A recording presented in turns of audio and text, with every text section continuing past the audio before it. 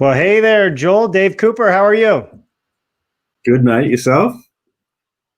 Yeah, doing good, doing good. Well, listen, Good. welcome everybody. Dave Cooper live. We have special guest Joel Hutchines from Splash Modular on with us today. I want to welcome everybody. If you could hit that like and share button, because you know why, Joel?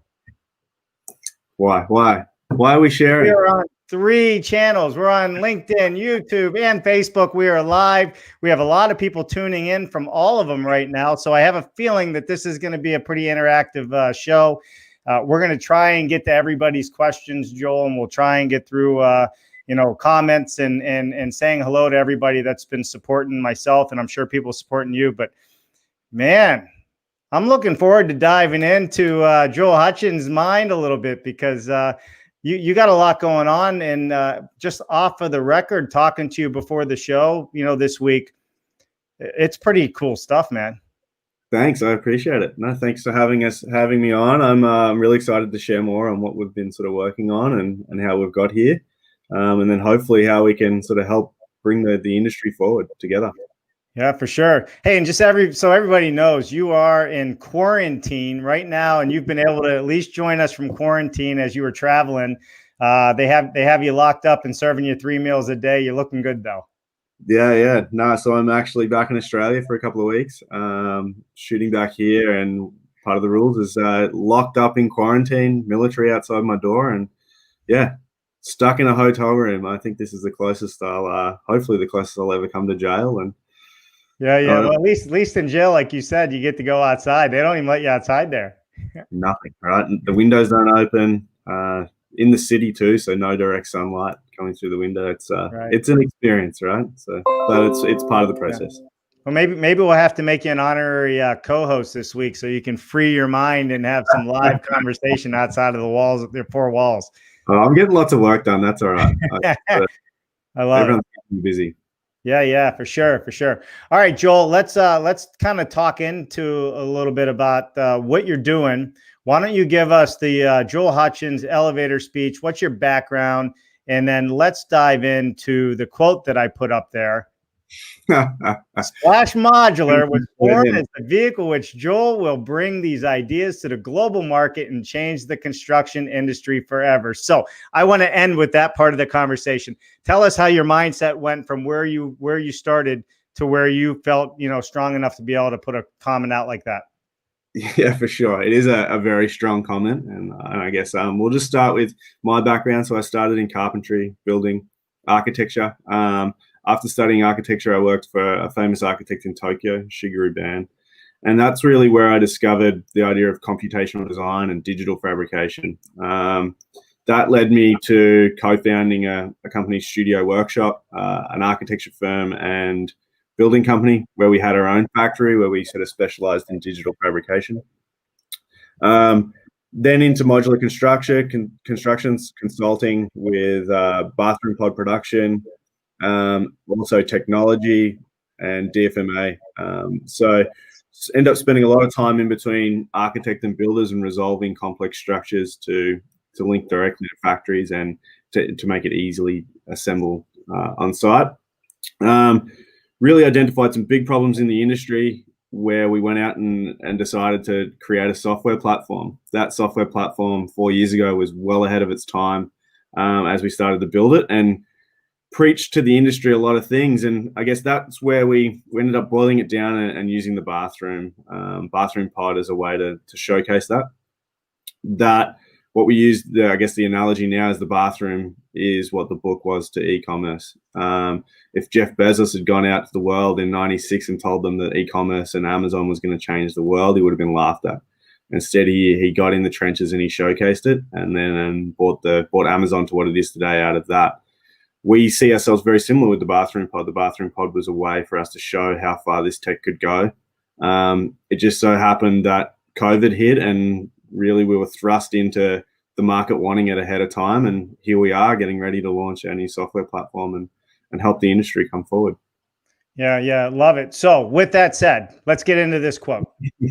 Let's get into this quote. I really truly want to understand from your mind, and I know you're not an arrogant person or anything like that, because we've had some really great conversation. you truly believe that what you are doing, and I'm becoming a pretty good believer as well of what you're doing, if adopted by the industry, can really make a big difference. So why don't you tell us a little bit about where this comes from? Yeah. So I guess, it could be seen as arrogant, but it comes from really understanding it so well. Being across the broad spectrum of the industry, being from some framing houses all the way up to having architecture firms and now really experimenting and pushing digital fabrication or computational design. So it comes from knowledge. I think that understanding the problems and then developing a solution over such a period of time is why I'm so confident in saying the solution that we have is the best. We're not coming at the industry trying to disrupt it in any way. We're coming at it and saying, look, modular industrialized construction, let's take what you guys do and put it in the hands of architects. Let's put it in the hands of the people designing. And then let's automate the process. Let's look at the process, start to automate that process and streamline the data flow between stakeholders. If we can do that, the potential is mind-blowing and unlimited. So that's really why I'm so confident in saying, we will change the industry forever, and we will do it together. That's our biggest thing, is we're here to actually bring this forward. Yeah, for sure. Well, that's what it is. And I love that we're talking about it on Dave Cooper Live. I think it's great. I mean, this is a good follow-up from Brent Musson and our show yesterday, where we were really getting into, the new technology that's out there. We're going to talk about the buzzwords a little bit today as well. But, let's dive into exactly, if you want to give everybody an overview of what your product does. And then I want to jump into, what is the adoption process for this? And what is the potential of this whole thing? Yeah. I guess an overview is we've created a BIM-based marketplace. What we're really taking into account is that the industry will, as Brent sort of alluded to the other day, it's going to be broken down into sub-assemblies. So really, when you start looking at building systems, multi-trade assemblies, single-trade assemblies, right the way down to material, it's really about designing within the realm of what's achievable. The current industry, we design with design intent and we kick the bucket down the road, whether that's modular or site build. We push it down and we resolve it along the way. And there's multiple reasons on why we do that. One of them is finance. The other is sort of risk and margins and inflation and everything else that the process that we've developed. So what we're doing is bringing the knowledge to be able to design for industrialized construction to the forefront. We're packaging it up into digital products. We're pushing the industry to create, and I'll get to what a digital product is later, but we're bringing that forward and allowing architects to design within the realm of what's achievable. And then because we are pushing them to design within the realm of what's achievable, we're benefiting from that on the backside, and then we can automate processes. Then we can start to bring in more automation on the factory floor or supply chain management and the likes. Until we do that, until we fix that front end, we're really just taking design intent and we're just adding more inefficiencies to the industry. So we're bridging data. We've created a platform to bridge data between stakeholders. Well, so if I were to summarize that a little bit, you've created a tool that can be used in the upfront process of the design to speed up the entire efficiency of not only the design but the assembly process in a manufacturing environment. Is that a good way of putting that? Yeah. I guess it's a very complex thing to explain, but we're enabling the industry to create digital products. Yeah, sure. Moving from component-based design and products. Right. So moving away from services and this whole idea that we're the only thing that we engage with on a daily basis that is built this way. Everything else that we look at is DFMA, and it's designed to be a product. It's really designed for how it comes together. Construction, we don't. We design documentation, retrographics to represent the design intent, and then we figure it out along the way, and we wonder why we go over cost and some people, every job someone makes a lot of money and someone generally loses. Right. And and So yeah. We talk about this all the time, Joel. We talk about it makes no sense, right? It makes no sense to keep building and designing the way we've been doing it when there's proven data that shows if we spend the time up front, we organize our thoughts up front, we organize the production and the assembly line, there's bigger profits at the end. Yeah, for sure. It's like there's no risk, there's no margin. And I think a case here to prove this, is WeWork, right? And if you look at what WeWork did when they bought Case was a computational design firm. They bought Case and they took all of these, they standardized the parts that went into WeWork. But then rather than standardizing them to set products, they standardized them computationally. So they used computational design to allow them to be adaptable, to fit within the realm of what's achievable. Then they streamlined the link directly to the supply chain. And they saw over 60% cost savings and twice the speed of production, right? And I still maintain that they had the best file to factory system ever produced. And it was why they grew so fast. Say what you want about them now, but they were hugely successful in that. The second part of that was then the economies of scale that they had, right? They had the sheer volume. But I think that we can all collectively have that if we take the right approach. We can all work together. We all buy from the same people anyway. So yeah, for sure. Well, that leads us into the first, kind of question. Why is modular industrialized construction not hitting on its full potential? What is your opinion on this? Why is it slow to gain traction? Why? It's simply the process, right? It is simply the process that we partake in. We design intent. We don't value design. The industry has moved, and this is why I guess we can touch on this later. But this is why we've moved to preaching standardization, because we figured that DFMA, design for manufacturing and assembly, costs more. So any industrialized construction, the biggest thing is every machine, all this great technology that we have, it takes a different geometry, or it takes a different, what they call G code, which is a language to run the machine. And then we're producing documentation in a program like Revit or BIM, where we're having to put all this data in. Then we're boiling that 3D data down into 2D representations. Then we're passing it down the line and through this, like interpreting the data and restructuring the data, to then run machines that all take a different language, where we're just, we're never leveraging the data that we create, and then we're engaging in an inefficient process. So ask me why we're not hitting our full potential, because we're engaging in the wrong process. We're just not acknowledging the fact that we need a better process, and the current process doesn't cut it for industrialized construction. Right. And what you're going to share with us does today? Yeah. So I guess, there's two things. There's DFMA, and then there's leveraging computational design to make sure that DFMA automates the process to bring it to achieve it. And you bring those two things together, and you can cut dramatic cost, time, and risk out of the process.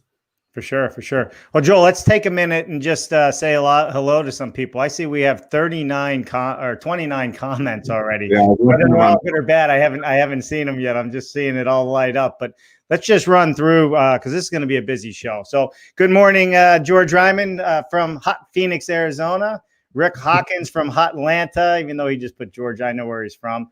Hello, all, says Lynn in Jersey. Who is that? Is that Jude? Timothy Brown. Hey, Timothy, it's sizzling in Jersey. Yeah, it's not, your name's not popping up there.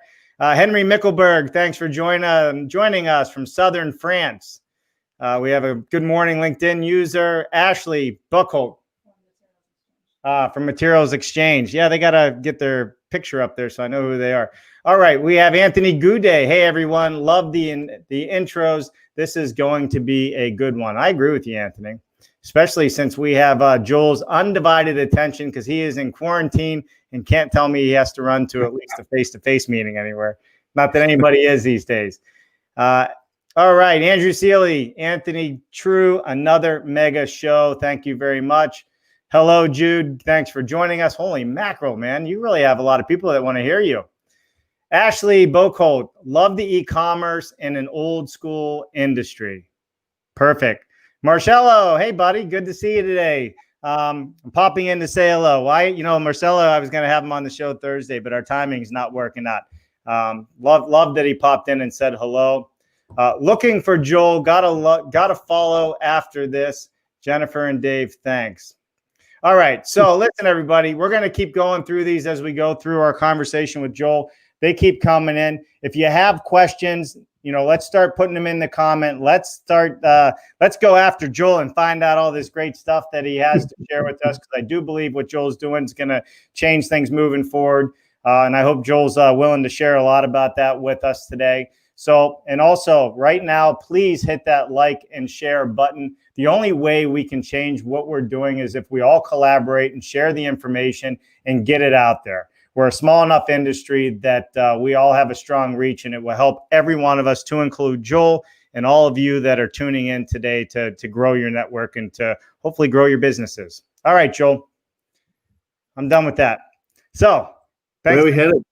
What are we doing? I love it. All right. So we were talking about, why it's not hitting its full potential. This kind of falls in line with that too. How is the current process limiting productivity and adoption? It's really, we touched on that right before we started saying hello. Yeah.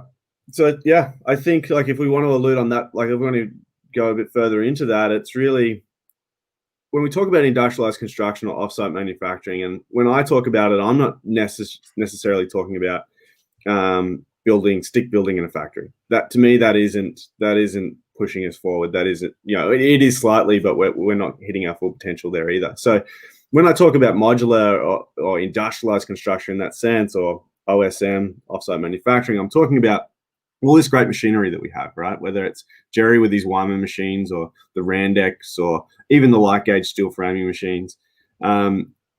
We essentially, with that process, it takes a certain knowledge to design for it. They all take their own language, as I said before.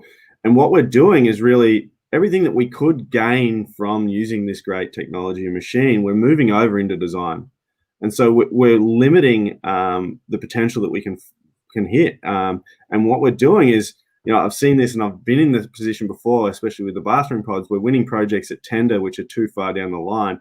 Then we're bringing in the bathrooms, and then we're trying to make them work for modular construction. And then we're breaking down the kit of parts within our bathroom and redesigning it to run the light gauge steel framing machine or the CNC machine.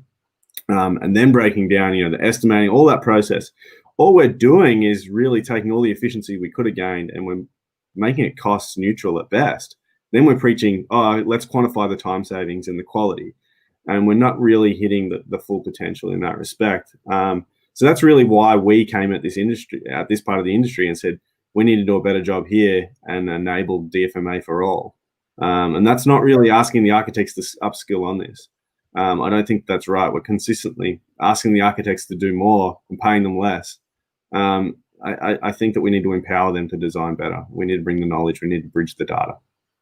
Yeah. So, and when you say empower them, let's hop into it a little bit, right? All right. Why is Joel Hutchines on the show? So we identified the issues. We identified, some of the things we're struggling with and how we get from point A to point B.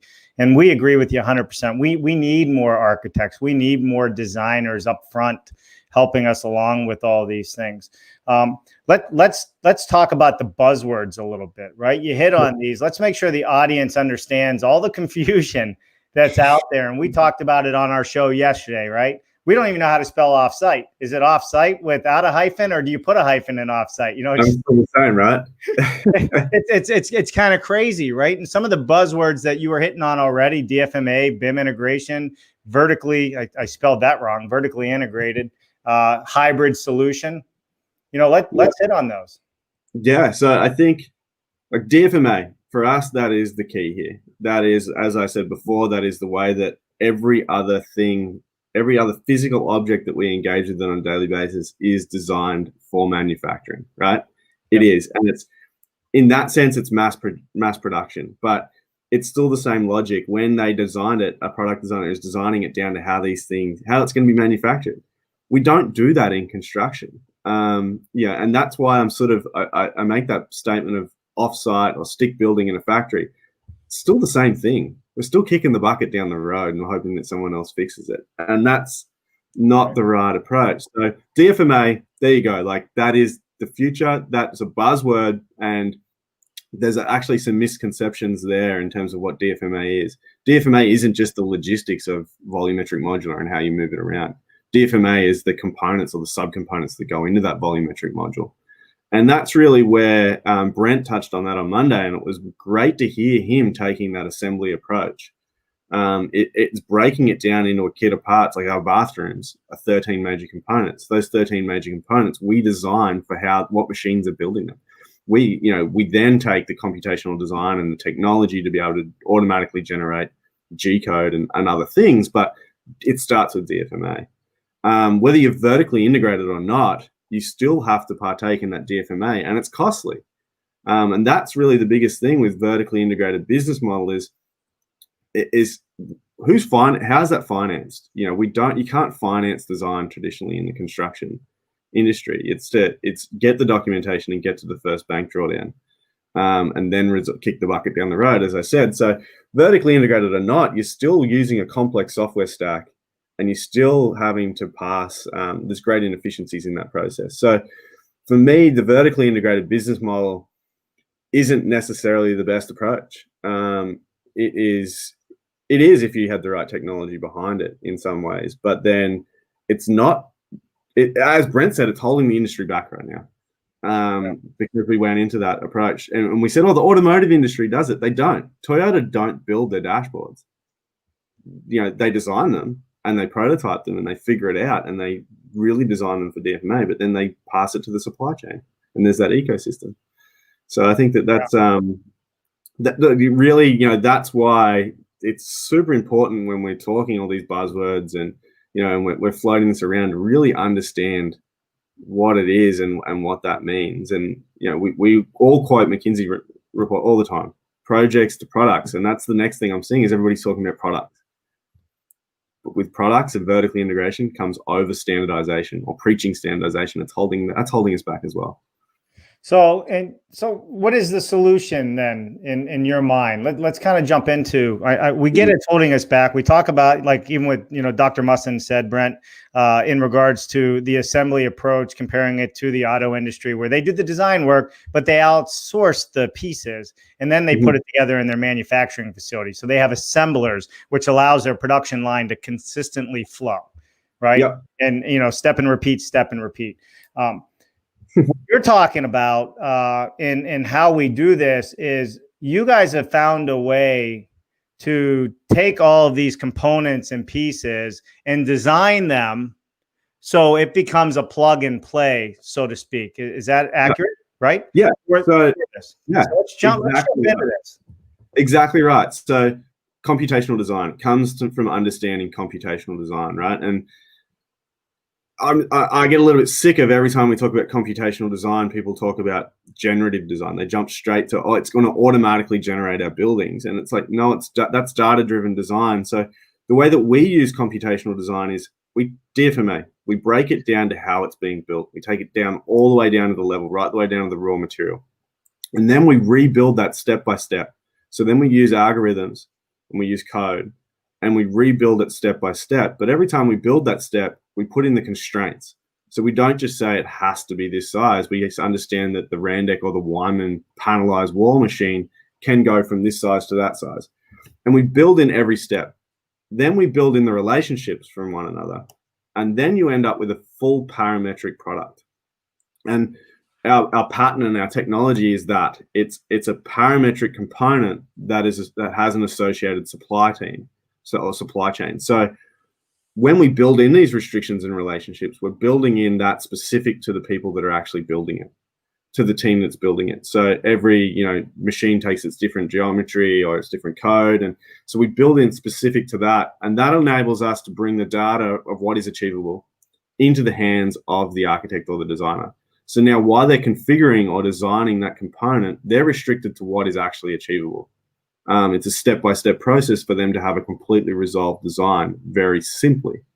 And then on the backside, everybody that's associated to that digital product benefits from being able to automate the process. Yeah. That's really what we've done is we've just taken not, hey, let's generate the massing of a building and test 2,000 options, which is generative design or data-driven.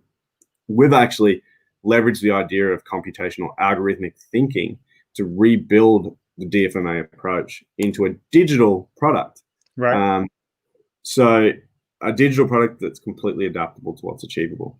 All right. So sorry, yeah, you go. yeah, so here I am. I'm an architect in beautiful Denver, Colorado, and I say, all right, Joel, I need to design my bath pot or this building, let's say.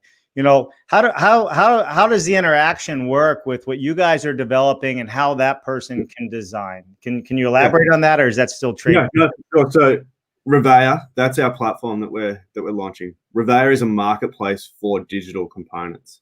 Okay. So what we do is we work with the actual product ownership team, which is consultants, manufacturers, material suppliers, everybody that's associated to that product. Let's take Brent's sort of approach here with all of his kit parts and the assembly. We get Brent and all of his team, and we break down what's achievable from all of them and the DFMA tactics. Then we rebuild that computationally, and we make that available on Revere. Revere is a plugin for BIM where the architect can design, and they're guided through how they design it. And because everything's a known entity, they're getting costings, they're getting all the details at the outset. What that does is when they configure that, we leave all the metadata in the cloud. So the full digital twin stays in its metadata, in its real rawest form. We rebuild that in Revit into a graphical representation. Now, Revit doesn't have the capacity to have a very well detailed for manufacturing representation. So we rebuild it in a dumb graphical representation, which is enough for documentation and the likes. But then everything else we leave in the cloud. And then at such time that you're ready to, you can automate shop drawings. You can automate the direct code to the machine. You can automate the critical path, the scheduling, everything. We can add more and more sophistication on the output there, because all we're doing is taking the raw data from the cloud and converting it to the format that it needs to be. Right. So is this? Tell me if that gets confusing, but well, no, I think I don't really think it was too confusing. I think what you're saying is you have all these designs already pre-built in the cloud, and it makes a digital copy when an architect's working on it, so they can take it and put it part of their project. Is that accurate in saying? Right? Yeah. So right. They can specify it, but all the good bits sit in the cloud ready for when it's purchased for them to be all sort of sent to the right parties. So even from a design perspective, it is going to speed up that entire process as well. Mm-hmm. No documentation, no RFIs, no bid, no tenders. There's no value engineering, because now architects are designing to a price point because it's a known entity. So the costs are brought forward, right? So because it's direct to a supplier, everything's a known entity, and you can have those costs. So it really empowers architects to design within the realm of what's achievable, but really design it to a level where they are designing. They're not spending 80% of the time documenting something for it to then go to tender, for then it to go to RFIs, for then to be value engineered and then be built that nothing represents their original design intent. It's really putting the power back with the architects, and in a way, all of us benefiting from them resolving the design to a level much faster and much more detailed. Wow. I mean, so you're not taking away their creative design. You're just giving them all the tools of parts already pre-assembled and configured, and to a point where they just need to bring it into their design, and they're off and running to the races. That's probably as simple as I can say it, right? Yep. Yeah. So I'm sort of following the comments here as they come through, and I'm seeing Steve Rose saying it's all about the edges and how the components make systems. And I think that's something I want to touch on is a CDP, a customizable digital product, could be a system, a multi-trade, a single trade, or raw material. Mm-hmm. And to make a system, it needs to be made up of all the others. And that's really where Brent talks about his is a system, right? And to get the full sophistication out of it, you've got to come from the ground up. And that's why we've created a marketplace where people will be able to take each other's single trades or multi-trades and embed them in their own systems. Right. What does that then achieve for the built form, for the built environment? No, absolutely. So let's go to some of these comments here. There's a bunch that flew in, but I'm just going to start with a couple. Question: How do we get this to all the architects, and is the framework to take it all the way through the construction process, which we kind of touched on already? But go ahead. Yeah. So interestingly enough, 4 years ago we tested this. Before we tested it with the modular or the industrialized construction sector, we tested it with the architects.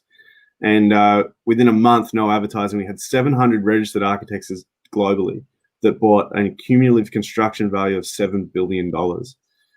Architects want this. Architects want to be using this, and they want a better system. So our intention is, by putting it in Revit first, with an 86% market share of the BIM software, is to get it in the hands of the architects as soon as possible and let them play with it. More architects, more of us manufacturers want to be on it. More manufacturers that are on it, more architects want to be on it. The ecosystem is developed. Yeah, for sure. So that comment came from Simon Waldron. For whatever reason, his profile is not showing up on the stream outside of LinkedIn. So, Simon's AP wiring, great modular wiring solution, by the way. And Simon is at the forefront of the industry as well and understands this very well. Yeah, for sure. Well, good. Look who's tuning in. Brett Musson. How are you, doctor? Anticipation, he says. All right, I'm going to scroll up a little bit here just to make sure we don't miss anything as we go through this. Jim Baldwin says, hey, Joel, good to see you. Hey, mate. I love it. Going through. George is bringing some people in that needs to see what we have going on. Steve Burrows, CBE, this would be excellent conversation to join. So we'll have to find out who that is. Let us know who that is, George, if you don't mind. Steve's a famous engineer, a good friend of mine, actually. Okay. Ex-Katera executive and one of the leading consultants in this industry. Steve is a genius. All right. Well, there you go. So hopefully he joins in with us. Don Schultz, this is a must listen when you get a minute. All right, Brent, how do we DFMA with craft-based materials, connections, and inspection protocols? ? Yeah, so I guess DFMA, this comes down to, I guess, architecture as a service right now, and the idea that architecture can become a product as well. So tectonics, details, I see them being commoditized through a similar fashion. I see us all being able to leverage other details and in that respect. Craft-based materials, I think bespoke, craft-based, they're all sort of interesting dialogues for us to engage in, but I think that they'll still exist. And I guess DFMA with craft-based materials, I'm sort of trying to unpack that now as I'm talking through it. Maybe give me a little moment to think about that, but it's still really the same approach, right? It's, if you want to bring anything into the construction industry, whether it's materials or details, connections, tectonics, you need to think of them from a DFMA standpoint. I think that the world of design intent and documenting something in drawings and passing it down the line won't exist longer. Yep. Perfect. Well, we'll get a follow-up on that for sure. Just so we can elaborate, the other comment that invited Don Schultz, this is a must listen when you get a minute, came from James Rogers. James Rogers was the head of business development for Katera as well. So just so anybody understands, if your face does not show up on the platform, it's because you have your outside of LinkedIn public profile turned off. So that's why the comments will show, but their face will not show if it's outside of the platform, so people know. All right, moving along here. Anthony Goudet, the key detail is that the constraints are all modeled and data stored in the cloud, such that the incredible broad knowledge base of facility-specific constraints is no longer limited to staying in experts' minds. First of all, I love that. Second of all, that's a tongue twister. So, yeah, I think that touches on an interesting sort of IP realm. Is like we're in this world right now that everyone wants to protect their IP, and it's the same across the whole sector of architects, industrialized construction. What this enables is for them to package that up into a digital product, to productize it, to get away from knowledge being based on a service-driven model and actually bring that forward, commoditize it through a product where everybody's able to use it but not necessarily take it as their own, if that makes any sense. Right. It's almost what do they call it? Like cloud sourced, or not cloud sourced. It's almost open source in a way. Everybody can collaborate. Yep. Yeah, and a hint there in the future, right now we build the components for people.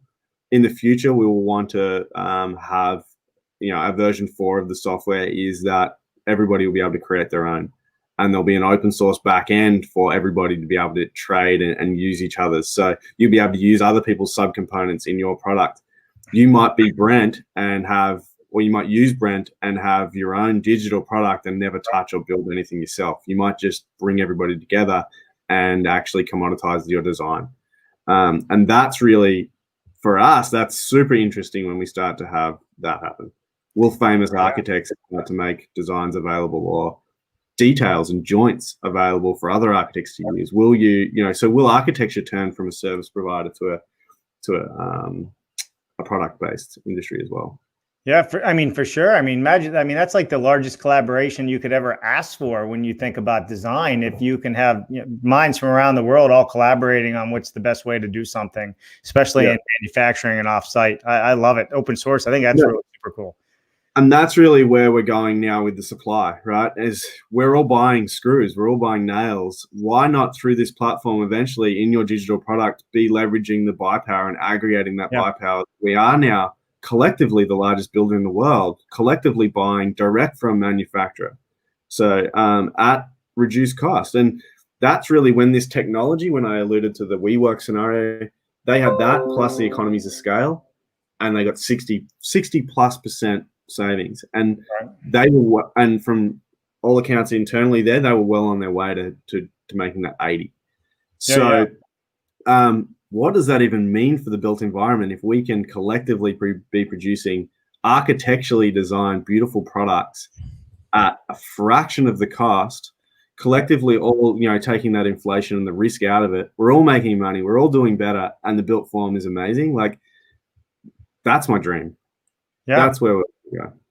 Yeah. Well, I'm going to ask you about when people can expect to see this in a minute, but let's get through some more comments here.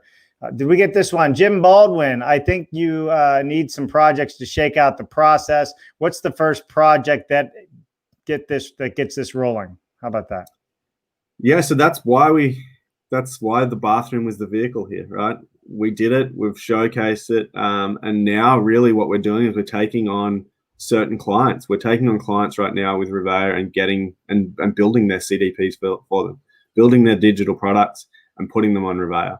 That's what we're doing. We're looking right now, we're being very selective with what clients we do take so that we have a diverse capabilities on our platform.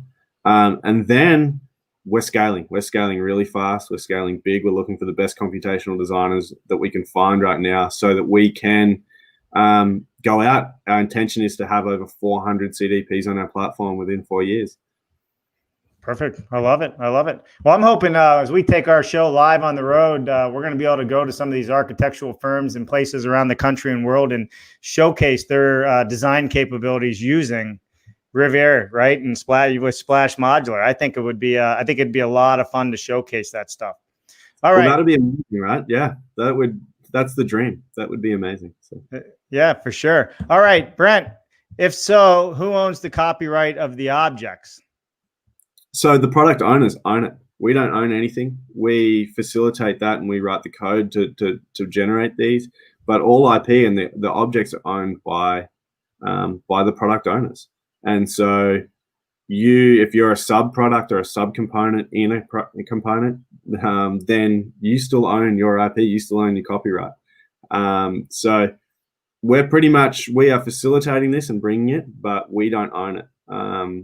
We own the platform. We own the ability to do that. Like some of the things that we're working on right now is terms of, one thing I should say is Revere is free for architects. It's free for modular companies. It's free for manufacturers. We've made a big, bold statement there to put that out there and make that free and easy for everybody to use. What we'll then do is we'll help manage the progress of all the payments here. So leveraging blockchain technology and a few other things will actually de-risk the payment process as well.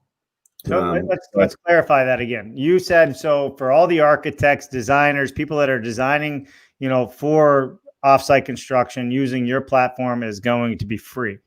Free for the manufacturers, free for the suppliers, free for the architects. Yeah. Well, I mean, what's not to argue there? At least trying it out, right? I mean, it's free. Yeah. So that's exactly right. Let's get it. Let's get all of our right and our capabilities in the hands of the architects and let them work their magic. Let them be our BDMs. Let them advocate for our products. So talk to us a little bit about, I'll get some more comments here. Talk a little bit about the design. How did you create such a database? I mean, if you really think about all the different manufacturers, all the different components, this is a huge undertaking when it comes to the database, or maybe in your world of technology, it wasn't as huge once you figured out the process. But how do you get all these different kits of parts, so to speak, designed in the cloud, proven, and able to be used? So when somebody says, hey, I'm going to try this out, how do they feel like, yeah, they got this sorted and they really understand it and they're not wasting their time? Yeah, it's a process. It's a heavy lift. And we do it in parallel, right? So you've got to design this anyway. Your next project, you have to design this. So why not get us sitting next to you doing it computationally so that next time you don't have to do the same thing again? And you've got it on the platform available for architects, using it, testing it, playing with it, and winning projects for you. All of a sudden, your continuity and your workflow through the factory is streamlined. You've increased your profit margins because you now aren't engaging in this whole inefficient process and early contractor involvement, and you're driving your costs down. So, and collectively driving our costs down. So it's really, that's why we want to make it free, and that's why we are saying, like, just jump in, get us sitting next to you, and we'll do it with you, and you'll benefit from it. So it's not even only getting it in the hands of the architects. You'd use it internally. You'd be able to say, hey, to the next project, why jump on and design it, or even design it yourself on the platform and automate, and everything's automated on the back end. Then you can build in more and more logic on the backside. That's the biggest thing as well. As you go buy a new machine and you realize that the CAD CAM software to run that beautiful $15 million machine you just bought means you have to have a whole new designer or 5 new designers. And then you're restructuring and you're redrawing and you got to go back to engineering and you got to go back through this whole process. Why, right? This enables you to actually just start building in those logics and automating that process. And that's why we call it file to factory. Yeah, for sure. Listen, it makes sense moving forward, especially as data becomes a big player, manufacturing becomes a big player. You need something like this to actually scale, I think, and to be efficient, for sure. Yep. For sure. Yeah. All right, a couple more comments here. Hey, Jordy Puchiger. Hey, buddy. Jordy Puchiger, Modular out of Canada. Brent Musson, haha, definitely the same principle. Love it. So I guess he was commenting on something that Brent said. Maybe is Brent being a funny guy behind the scenes here? I'll have to check up with him. I think Brent just sounds reminiscent of object-oriented programming. Look, very similar, right? It is. It's just a way to bring it forward. Yeah, for sure. Love it. All right, Jennifer wrote, open source access to good design. Look at how the target made designers, architects, Michael Graves, a household name. Our home and neighborhoods win when we have access to good design that can be sustainably built. Yeah. It's like, that's just back to the site-specific, context-specific architecture design. Let's value good design. Let's have more, if you said to any consumer, do you want an architecturally designed house that's going to be 50, 60% cheaper and built in a factory with high quality? Right. Or do you want to go, get your standardized model that might be factory built as well, but it's standardized, has no site specific, it's going to cost, it's going to sap energy and cost you money, a lot more money in the long run. Let's talk about the total life cycle. In my dream is if we go to component-based designers, why can't we start to individually finance components or insure components? Why can't we actually start to talk about it on that level? And then we talk about total life cycle, adaptability, interruptibility, interchangeable. Right. Can we get credits back on walls? What does that even mean for the world of the built environment when we have beautifully architecturally designed? Are we building less for resale at that point? Are we building more for us? Are our lives enriched? Who knows, right? These are all a dialogue that I think we can get go down that line, but maybe bordering on utopian. So let's just pull it back a bit. Yeah, well, you know what? I think the conversation is coming for sure. All right, Tim Kuntz. Hello, Joel. AutoVol has a new fabrication model. Do you see Splash Modular becoming a potential supplier? Yeah, I think AutoVol have made some big, bold statements. You know, like we highlighted that I've made some bold statements, but they're highlighting a fully automated factory. I don't know how you can have an automated factory without having a technology or design platform like we described. It's, what are you doing? Like, you've got a team of 1,000 detailers and designers redesigning buildings to make it work for your factory, or are you offering a complete standardized model with very limited customization? That's the only way that you could really achieve that. So I would love to talk to AutoVol and help them out there if they need the help. You know, I'd love to have their products on Revere. Yeah, it'd be interesting to follow up on that conversation as well, Joel, because you're absolutely right. So there are a couple factories that are fully automated that are coming online. And when I say fully automated, I say it lightly because it still takes people. There's still pieces and plugs, right?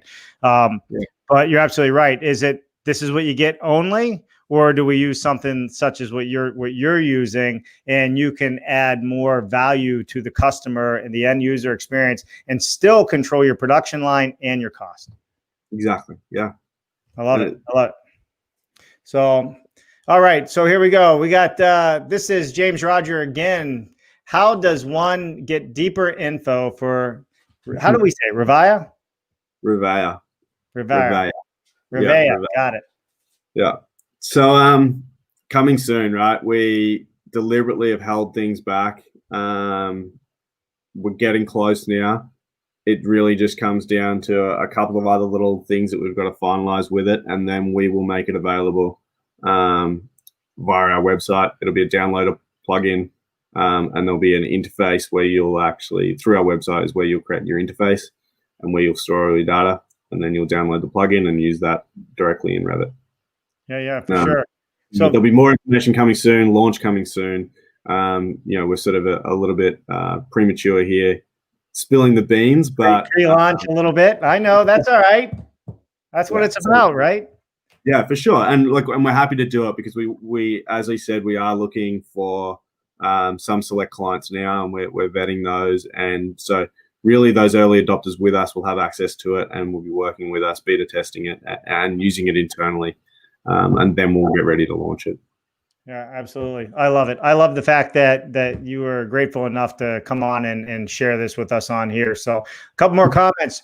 Hey, Jordy's back. The yin and the yang is that the custom bespoke designs are common. That's what customers are after. Does your tool accommodate these types of chaos? Good info, Joel. Thanks. Look forward to seeing it out in the wild. Yeah, so custom bespoke, right? It's interesting sort of dialogue, and that's why I clarify what mass customization is to me. Mass customization is design within the realm of what is achievable. Anything other than that, I don't see having a fit, right? Even if it's custom and bespoke in that sense, someone has to take it to that level. And generally speaking, if you look at any other industry, it's like, look at the automotive industry. If you go and buy a custom car, they're absolute craftsmen and genius in what they do. Yes, they don't leverage the technology, but they are DFMA. They're designing that thing in their head and figuring out how to build it. So I still think that there's going to be a market for that. And I'm not saying, but how big will that market be? Will it be the majority like it is today? No. I think there'll be a reverse, right? The 2% architectural use right now in the industry will be flipped on its head. And I think it'll be probably 2% custom bespoke. Why would you create something custom and bespoke and not go to this level to commoditize it further? That's really the question is, everything else, every other industry has done that. Yeah, for sure. Yeah. So let me ask you, is it going to be for wood manufacturers or metal manufacturers? Is it going to play for both sides? Everything. Precast concrete. We've got guys right now that use GFRC. It's a fundamental part of our bathroom pods, but glass reinforced concrete, and they create facade panels or they create sinks, baths. Like everything in that respect. I think that, you know, architects will have the freedom to possibly in the long run be able to design their own barns and have them fabricated at the same cost as it would be for, you know, for something that's, you know, for another product. So the whole idea of customizable digital products is that we'll have more ability to customize what we're doing, which giving more freedom to the architects. So we want everything, like 3D printing. We're talking to 3D printing companies now. Every 3D printing company that's coming out with technology is having to build their own software. Like, why? Right now, we eliminate that and we can make that work. And we can have architects designing for 3D printing. As Brent said, we can have someone actually take that and say, we've created a footing system leveraging a big, large format 3D printer. And now architects can leverage that, or, you know, so we want full diverse capabilities, and we want people actually using Revere to bring their products to market or their technology to market. Yeah. Well, speaking of 3D printing, it's actually going across ticker. We're going to have Sam Rubin, Mighty Buildings. They're getting ready to come out of the woodwork and launch their product, and we're going to do a little bit of that right here as well on the 12th, everybody. So if you want to see some 3D printing technology that's getting ready to come public, it's going to be a lot of fun. All right, we had a couple more comments here, Brent. Can you believe it, man? 55 minutes already. 55 minutes. We haven't even touched the surface of this yet. Yeah, I know. It's a complex thing, right? Yeah. Have you seen what Social Construct is doing? Seems like a partner in crime. Jimbo. I'm not completely across what they're doing, no, but I'd love to learn more. Yeah, for sure. So, Jim, if you could share that in the comments so we can figure out who that is, that would be great. Jim's actually got some really interesting stuff himself, right? He's been working on some wiring solutions. He's a great innovator. And yeah, people should check out what Jim's doing, and hopefully Revere can help bring some of what Jim's doing to the market as well. Yeah. Hey, Jim, reach out to us. I'd love to learn what you're doing, for sure. Absolutely. All right, Simon Waldron, I believe this is you. Looking forward to the launch. So thank you very much, Simon. All right, here's this next one. I know this guy, Tom Reddy. Tom Reddy is Synergy Steel. You know, so welcome, Tom. Good to see you today. Can industry requirements like new energy code and additional new concepts, materials be easily built into the software? Very easily, right? Code compliance, geographical location, engineering. Like, if you build a system and you have that level of sophistication, elements can start to understand their relevance, their context in the digital realm. So then you can automate things like code compliance, you know, even down to town planning. Like, it really could unlock a future of so much more. I don't really try to get into the nitty gritty there because it's, you know, it just gets complex. But yes, what this could unlock in that respect is huge. Would you even unlock a world where you're not even a trained architect to be able to design a building, where you could just be a creative mind, you know, and it is restricted to code, and it is, you know, and it does that hard work for you. Can consumers start to design and configure their own places? Possibly. Who knows? Like, that's all futuristic, and it's all, you know, but we're heading in that direction. The industry, direct to consumer, it's look at the biggest platforms, look at the disruptors, right? Uber, Airbnb, they're platforms that allow people to leverage their own infrastructure and skills, and, you know, or services, and commoditize them. And that's what we're going to do here, right? We're digitizing the whole industry in that. Yeah. Well, I mean, that's the thing here. So you're digitizing the industry. It's almost like an open source where people are going to be able to collaborate the information, test the information, share the information, these modules to download. It's free, and it's just going to speed up. Huh? Sorry. I see us becoming virtually vertically integrated in that sense. Yeah, right? Yeah. We're bringing the industry together forward. We're collectively the largest builder in the world. Anyone using this platform is going to benefit from. You're going to have more power than anyone else. Right. More power. Yeah. More. Yeah. So. Sure. I love it. I think this is cool. I think this is where the industry's heading, you know, on so many levels. I mean, other industries have already gone to where you're going with this. You know, we just haven't done it and componentized the building industry, but it's going there for sure. All right, we're going to do one more comment. Tom Reddy said thank you, and then we're going to wrap it up. Joe Butler, sorry, it's covering your face. Love the discussion. How do we leverage these solutions and OEM strategies alongside emerging building performance regulations when the majority of the wood frame structures in North America rely on a dated system of platform framing? The automotive industry turned to unibody construction for some very key reasons: less parts and more complex sub-assemblies for OEM networks. We cannot automate the existing ways that we build efficiently. I agree, right? Vaughn's quoted me on this show before as saying, let's rethink the brick. Let's not teach big industrial robots to move something that was invented for the human scale. So look, let's start here. Let's start with helping unlock and bringing what we can forward into the process and automating the process. And then let's hope that this unlocks some huge potential to reinvent that. To go to that level straight away isn't really realistic. We need to get the critical mass. We need to get people moving. We need to get industrialized construction in the hands of architects, and then the sheer power there. And the fact that it's in a marketplace will actually level that out. The guys that are doing it old school and not benefiting from the full automation that could be achieved with a customizable digital product will fall behind.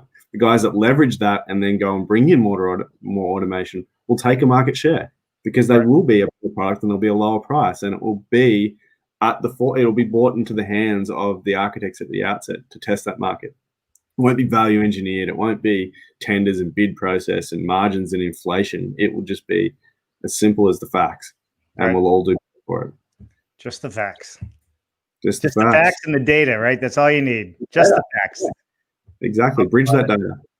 Yeah. All right. Well, cool, Joel. Listen, man, we're out of time. That's an hour. And I know we could go forever. I'm looking forward to when the launch comes. Hopefully we can be a part of that launch with you and bring this conversation even deeper down into the trenches. So some upcoming shows, Joel, you got to tune in since you're quarantined. This Thursday, we got Dominic Ruffran. He was a past NFL football player, and he's doing great things in the world. And then Friday, BS Friday, we're launching New Gravity Housing Conference right here on Dave Cooper Live. And then we're going to have Darren Seri, the VP of Modular Operations, on next Monday, which is going to be great. And following that, we have some bigger things coming up. We have the Mighty Buildings 3D on the 12th. On the 17th, we have Jennifer Kastenson from Hive, who is going to be on the show. And on August 19th, Helena Lidlow, who is the head of engineering at Limbach. So we got a lot coming up, Joel. I look forward to having you back on. I look forward to having all these people come back and listen to what you have to say. And I can't say enough, man. I really appreciate you taking the time out of your quarantine to spend with us. My 4 a.m. time. No, thank you very much. I love what you guys are doing. I love the dialogue that you guys have. And I think you're doing a great thing for industrialized construction. And I look forward to hearing more and being part of the dialogue that you guys have created. Thank you. Hey, I really appreciate it. Thanks so much, everybody. There you have it. Joel Hutchinson, Splash Modular Chief Executive Officer, founder, and soon becoming a genius. Hey, man, we'll see you next time. Thanks, Joel. Appreciate it. Hang in there. I'll be right back.